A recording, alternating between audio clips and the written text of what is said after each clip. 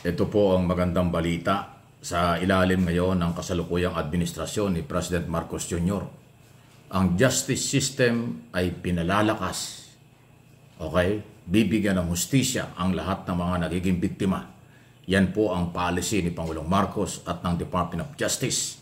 Kinumpirma ito ni Palace Press Officer at Communication Undersecretary Claire Castro.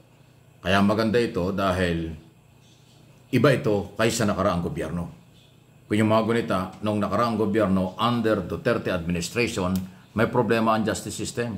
Dahil ang mga biktima ng tukhang ay hindi nagkaroon ng hustisya. Kaya nagpuntahan, nagtakbuhan sa ICC na siyang problemang kinakaharap ngayon ni Duterte. Pero sa kasalukuyang gobyerno, yung policy ay rule of law, due process, pinalalakas po ito. Ito ang paliwanag at pagsagot ni Attorney Castro, okay, sa harap ng media. Duterte, how are we looking for accountability for other drug war suspects?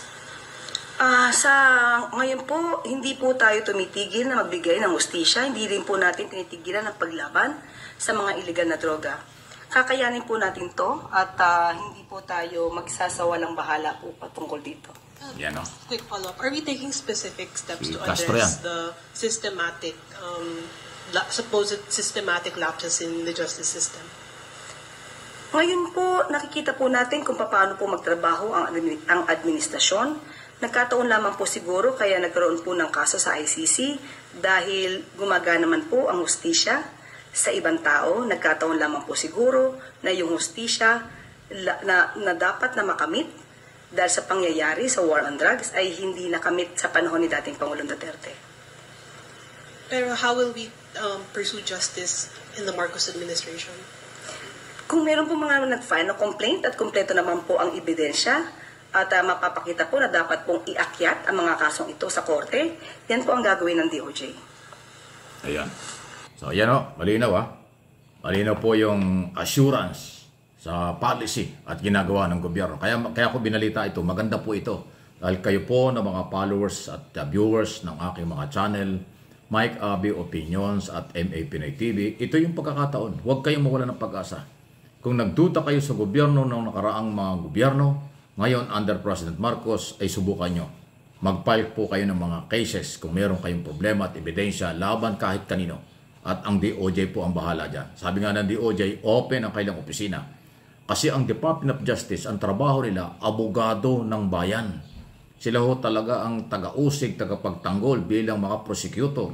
Kaya nga, Departamento ng Katarungan, paghahanap ng hustisya, yan po ang ipinararamdam ngayon ng gobyerno under President Marcos. Iba kaysa iba. Okay? Ano po inyong masasabi? Huwag mawala ng pag-asa. Magtiwala kayo. Ang rule of law ay pagbibigay ng due process. Yan ang tama. Hindi ilalagay ng gobyernong ito ang batas sa kanilang kamay. Ang batas ay pairalin at ang husgado ang magbibigay ng kaparusahan kung sino ang mapapatunayan, sino ang nagkasala after ng trial. Napakaganda po ng ganyang proseso. Please like and share ng ating video. Sunod na ating pag-usapan, ito na. Ito na yung nakikita natin ngayon sa ilang araw na mga kaganapan. Parang lumalabas Remulla Brothers at General Torre ng PNP against or laban or versus Senator Pro Duterte. Wow! Kaya kayong mga Marcos loyalists, Marcos supporters at independent silent majority ng mga Pilipino, maging ang mga DDS, dapat nyo malaman ito. Ano yun? Ang mga Remulla, para po sa inyong kaalaman, ito po ay anak ni, kung di ako kakamali, Juanito yata, yung first name ni Governor Remulla, yung matandang Remulla, yung senior Remulla. Yan yung mga magulang ni John Vic at saka po nitong si Boying at iba pang Remulla. Anak lang itong mga ito ng dating governor ng Cavite. Si Governor Remulla, na ngayon wala na rin, yan po'y matalik na kaibigan ni dating Pangulong Ferdinand Marcos Sr., ang father ni PBBM, ni Pangulong Marcos.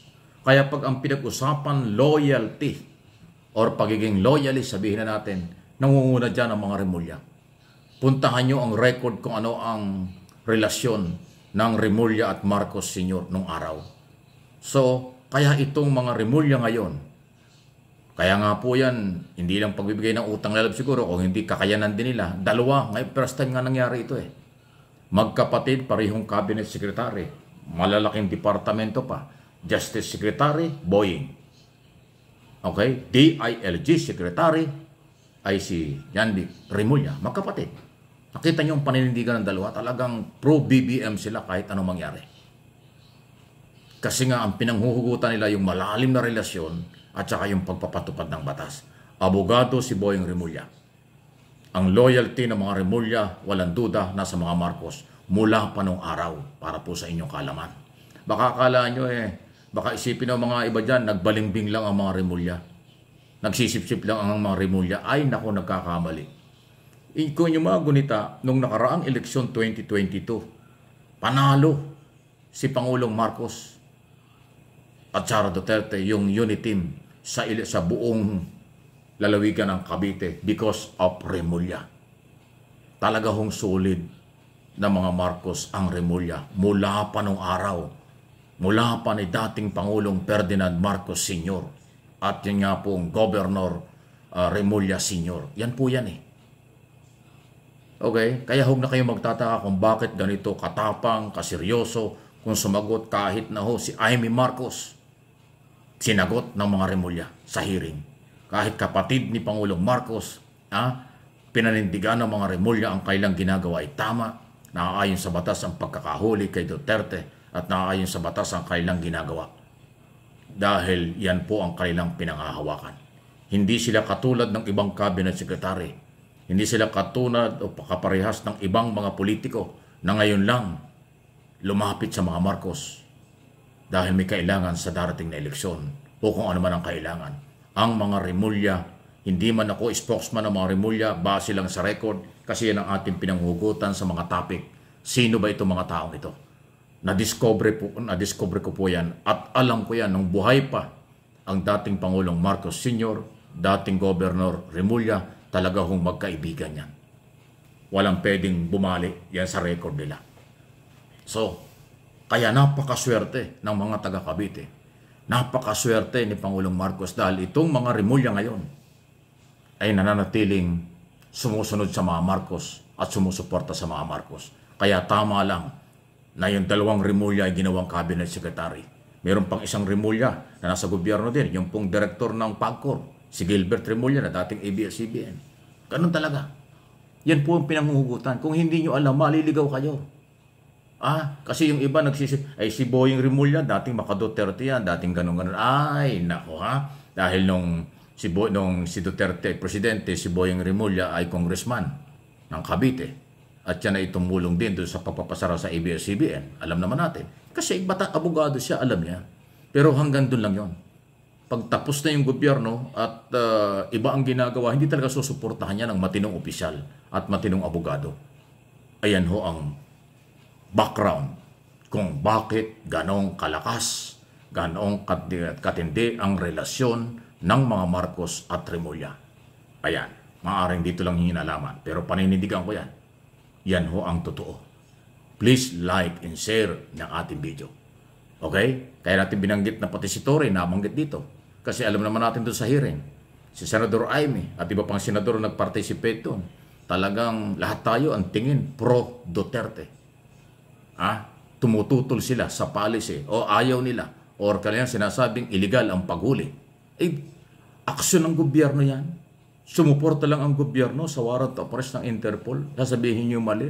Walang due process daw. Samantalang 12 o 10 oras bago na ilipad si Duterte, katakot-takot ang mga pag-uusap, pakiusapan, lahat-lahat sa airport at maging sa Villamor. Ginawa lahat ng ating gobyerno at ni General Torre. Tapos ngayon, minamali pa ng mga senador na pinagdududahang maka Duterte. Ayan, may idea na kayo.